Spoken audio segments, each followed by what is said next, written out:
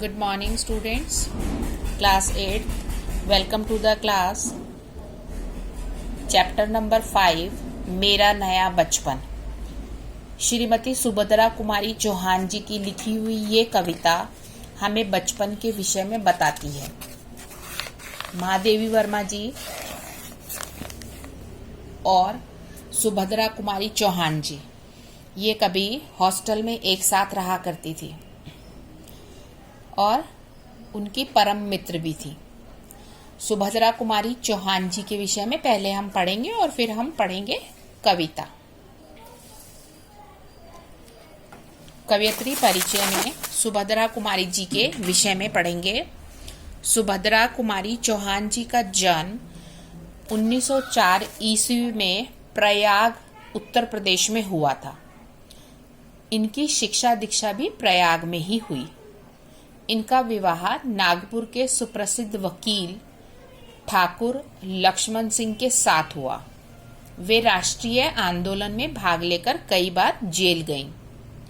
सुभद्रा कुमारी चौहान झांसी की रानी कविता लिखकर सदा के लिए अमर हो गई। झांसी की रानी कविता उनकी महान कृतियों में से एक है। उनकी कविताओं में देश प्रेम की भावना झलकती है। राष्ट्र प्रेम के अलावा उनकी कविताओं में स्नेह, प्यार और पारिवारिक जीवन के भी सुंदर चित्र मिलते हैं। इनकी भाषा सरल बोलचाल की है। इनकी कविताओं के संकलन मतलब जिनमें इनकी पोएम्स को कलेक्ट किया गया है, उन बुक्स का नाम है त्रिधारा और मुकुल। 1948 ईस्वी में उनका देहांत हो गया था। तो सुभद्रा कुमारी चौहान जी का जो हम एक परिचय मानते हैं, उनका परिचय एक ऐसी कवयित्री के रूप में है जिन्होंने देश प्रेम से संबंधित कविताएं लिखी। आज जो हम उनकी कविता पढ़ने जा रहे हैं, ये है मेरा नया बचपन। देखिए, माँ जिसको हम अपने घर में हमेशा सुबह शाम काम करते हुए देखते हैं, जो हमें बहुत प्यार करती हैं, जो हमारा हर काम बिना कहे समय से हमारे लिए कर देती हैं और फिर उसके बाद हमें भी ये याद दिलाती हैं कि तुम्हारा ये काम अभी अधूरा पड़ा है। उस माँ को हम शायद उतना महत्व नहीं देते, पर यहाँ पर इस कविता में एक माँ बैठकर सोच रही है अपने बचपन के बारे में, क्योंकि माँ भी कभी तो छोटी रही होंगी ना, कभी बच्ची रही होंगी। और यहाँ पर एक छोटी बच्ची जो कि उनकी खुद की बच्ची है, उसके माध्यम से ही मानो कवयित्री को अपने बचपन की याद फिर से आती है और वो उस बचपन को अपनी पुत्री के माध्यम से महसूस कर पाती हैं। बार बार आती है मुझको मधुर याद बचपन तेरी। कवयित्री कहती हैं कि वो बचपन जो चला गया है वो मुझे बहुत याद आता है और बार बार याद आता है। गया ले गया तू जीवन की सबसे मस्त खुशी मेरी। जब हम बड़े हो जाते हैं तो बचपन जैसा जो भाव है मनुष्य का, वो कम हो जाता है, ख़त्म हो जाता है। तो कवयित्री का मानना ये है कि जब बचपन चला गया तो वो बचपन बहुत मस्त खुशी देने वाला था, और बचपन गया तो शायद खुशी भी चली गई। उस बचपन में वो क्या क्या करती थी बच्चों? चिंता रहित खेलना खाना, मतलब बच्चों को कोई फिक्र नहीं होती, तो उनको भी कोई फिक्र नहीं थी। तो ये कहती हैं कि मैं तो चिंता से रहित होकर खेलती और खाती थी। वह फिरना निर्भय स्वच्छंद, और मैं हमेशा भय रहित होकर आज़ादी से घूमती थी।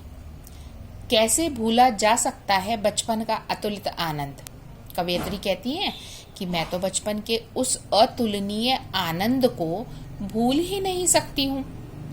ऊंच नीच का ज्ञान नहीं था, छुआछूत किसने जानी। उस बचपन में हमें कौन व्यक्ति ऊंचा है, यानी आर्थिक रूप से हमसे संपन्न है, और कौन व्यक्ति नीचा है, इसका तो ज्ञान ही नहीं था। छुआछूत किसने जानी, कौन ऊंची जाति का है, कौन निम्न जाति का, ये तो मैं जानती ही नहीं थी। बनी हुई थी वहां झोपड़ी और चीथड़ों में रानी।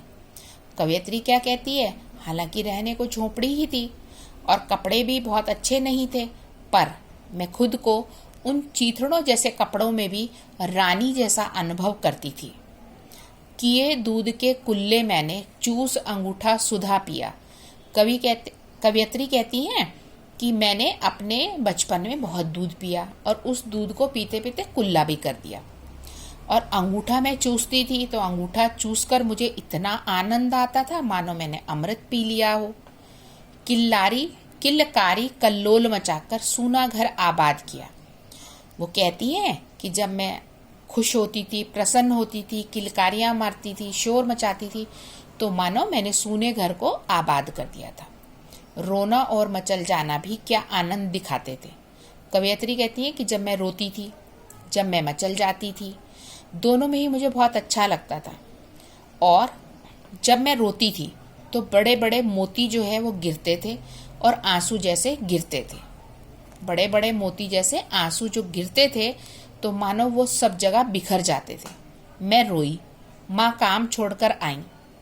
कवियत्री कहती है कि जैसे ही मैं रोती थी तो मेरी माँ काम छोड़कर आ जाती थी और मुझे चुप कराने के लिए गोद में उठा लेती थी। झाड़कर, पोंछकर, जैसे कि बच्चे कई बार थोड़ा धूल वगैरह लगा लेते ना, तो कवियत्री क्या कहती है, झाड़ पोंछ के माँ मुझे जब उठाती थी तो रोकर जो गाल मैंने गीले किए होते थे आंसुओं से, उनको माँ सुखा देती थी।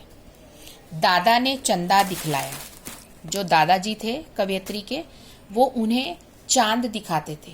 नेत्र नीर युत दमक उठे और नेत्रों में हालांकि आंसू भरे होते थे, लेकिन उन आंसुओं में भी कवियत्री नन्ही होने की वजह से बचपन में बहुत खुश रहती थी। धुली हुई मुस्कान देखकर सबके चेहरे चमक उठे और जब बच्ची खुश हो जाती थी तो दादा भी, माँ भी, सभी प्रसन्न हो जाते थे। वह सुख का साम्राज्य छोड़कर मैं मतवाली बड़ी हुई। कवियत्री कहती हैं कि मेरे बचपन का वो सुख का राज्य मैंने छोड़ दिया है। मतलब अब कवियत्री बड़ी हो गई हैं और मैं बड़ी हो गई हूँ। लुटी हुई, कुछ ठगी हुई सी दौड़ द्वार पर खड़ी हुई। कवियत्री क्या कहती हैं कि आज मैं खुद को बचपन के चले जाने से ठगा हुआ सा, लुटा हुआ सा महसूस करती हूँ। लाज भरी आंखें थी मेरी, मन में उमंग रंगीली थी, तान रसीली थी कानों में, चंचल छैल छबीली थी। बचपन का वर्णन करते हुए क्या कहती हैं, हालांकि मेरी आंखों में शर्म थी, यानी मुझे कोई डांटता था, कुछ कहता था तो मुझे फर्क पड़ता था, लेकिन मन कैसा था, पूरा उत्साह से भरा हुआ। तान रसीली थी कानों में, और कानों में कुछ कुछ अच्छा अच्छा हमेशा मुझे अनुभव होता था। और मैं स्वभाव से बहुत चंचल थी, बहुत ही चुस्ती से युक्त थी। दिल में एक चुभन सी थी, यह दुनिया अलबेली थी, मन में एक पहेली थी, मैं सबके बीच अकेली थी। कवियत्री क्या कहती हैं कि मेरे दिल में कोई बात रहती थी, चुभन सी थी, और मुझे ये दुनिया बहुत ही अलबेली, बहुत ही अनोखी दिखाई देती थी। और मेरे मन में एक सवाल हमेशा रहता था, ठीक, कि मैं क्या हूं, सबके बीच में अकेली। मिला खोजती थी जिसको, हे बचपन ठग दिया तूने, अरे जवानी के फंदे में मुझको फंसा दिया तूने।